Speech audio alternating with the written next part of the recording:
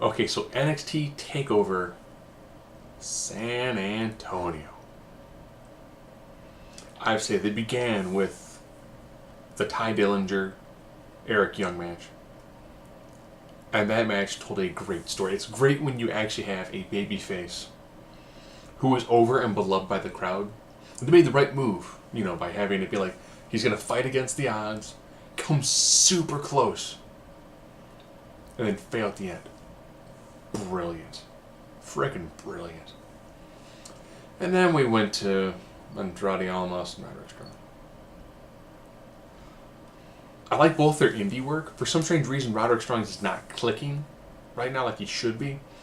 And Almas, yeah, he's not clicking at all. The new heel gimmick actually works a lot better than his Mambo No. 5 stripper gimmick, but this is just... I had low expectation in this match. And the beginning was kind of slow, and then they went pseudo-Japanese strong style. And that was wicked.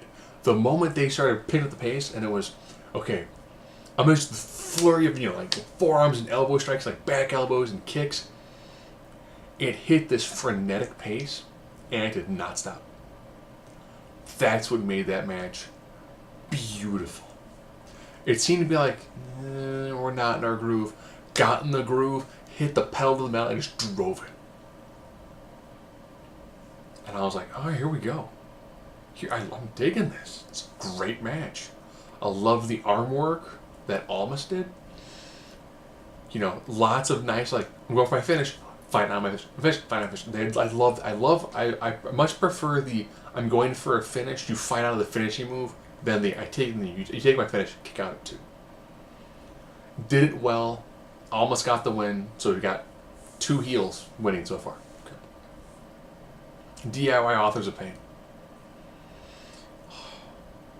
You knew this was going to be a fight of 2 small guys with a tremendous amount of speed and heart and skill, taking on just like twin Big Van Vaders. And there are times when you're like, they're gonna beat them. They're gonna be... No. They just too big. Seeing them have them in like the double submission spot, and I'm watching moments kind of like, yeah, I lift up Gargano with like my shoulder, and I slam him onto Ciampa. Going for the meat in the middle, getting reversed in a super collider. Just, it was a well-booked match of, again, babyfaces trying to overcome overwhelming odds. They did that twice, and it was solid.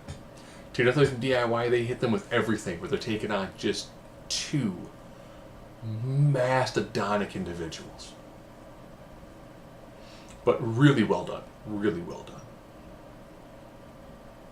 The Fatal 4-Way.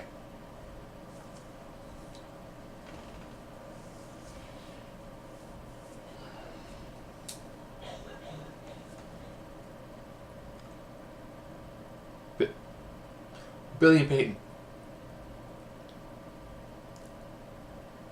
It's a Fatal 4-Way. The first fall gets the victory. Why didn't you try to pin each other? My one gripe about this match is they did not try to pin each other. I thought the holding hands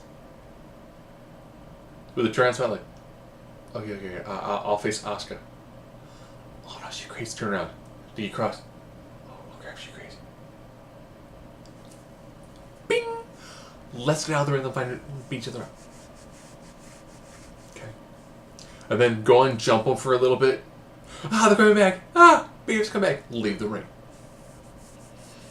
And then after Nikki laid out Asuka with Queen's Crossbow or Crossroads off of the ring apron to the outside.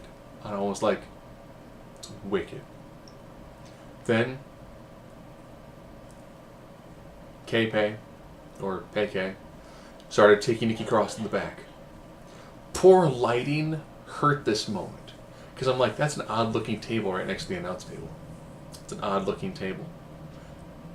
They're putting through that table. I'm thinking, double power bomb?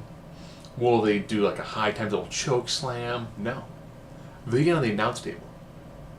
Double vertical like held suplex right into the. And I was like, oh, wouldn't have thought suplex like that, but hey, it works. And they're like, oh, we can go get it. And I'm thinking, awesome. Asuka's laid out. Try to pin each other. No, so they don't team Asuka. Asuka comes back. Eats a widow's peak from Peyton. Doesn't work. Kills them. Alright. It got the job done. It got those two across as wily, cowardly heels. It showed the crowd that you want Nikki Cross Asuka, don't you? You know you want like the crazy psycho girl who kicks out the crazy psycho girl who dives off of everything. You want that fight. You know you want that fight. You're gonna get it in Orlando. It's not on this is the time filler. Or they go, alright. It's Orlando, here we go. Ember Moon, Nikki Cross, Asuka. But then we get to our main event. Whoever booked this match needs to book this sort of match like 2 times a year at big events. Personally, I thought Nakamura was going to just steamroll through Bobby Roode. Nakamura thought he was steamroll through Bobby Roode. Bobby Roode comes down to the ring with 8 ladies. 4 on each hand. 4 on each arm. Woo-hoo! The Nakamura comes down on a seizure-inducing, like, techno cloud. And he gets in the ring, and I was like, I'm so wrapped around. I'm like, is Nakamura some like trans-dimensional mass hallucination? He doesn't exist. He's something that we think is there. Because when people describe it factor and having it, he doesn't have it. He is it. When they talk about trying to, like LBGT characters, Nakamura could be any of them. Close your eyes, think about it. Nakamura comes out, he's a bisexual character on main roster. You could picture it. He would change no mannerisms. It'd just be how people would react to him. He could be anything. His ability transcends race, gender, sexuality, ethnicity, probably corporealism. I mean,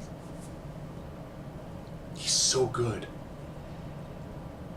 And the story they told of him being overzealous and kind of looking through Bobby Roode, and then doing that knee off the top rope to Bobby Roode on the outside and smash his leg into the apron. And it's like, oh, he blew out his knee. He blew out his knee. Hits a Kinshasa, can't follow up. Medical staff comes down. He can barely stand. Gets in the ring. It's a glorious DDT. 1, 2, 2 9/10 kick out. Crowd. What the? Roode stunned. Crowd stunned. I'm stunned. Roode gets a single Boston Crab. And he does this. Oh, this is kind of the Boston Crab single leg. And he's punching the injured knee. It's like, oh, I love that. That's that little bit of. That's what makes a great meal glorious. It makes it perfect. That little extra. Not a lot, just a little bit. That was perfect. Shinsuke, he's not going for that title. Roode, another DDT. 1, 2, 3. New NXT champion. I would not have expected that Shinsuke would have dropped that belt twice. Other item of note. After the tag match, Seth Rollins came down to call up Triple H. Triple H decided to not confront him, marking the first time Triple H has ever been booed at NXT. And I was like, man, Triple H got booed. Facing a former member of the Shield at NXT, and it wasn't Dean Ambrose.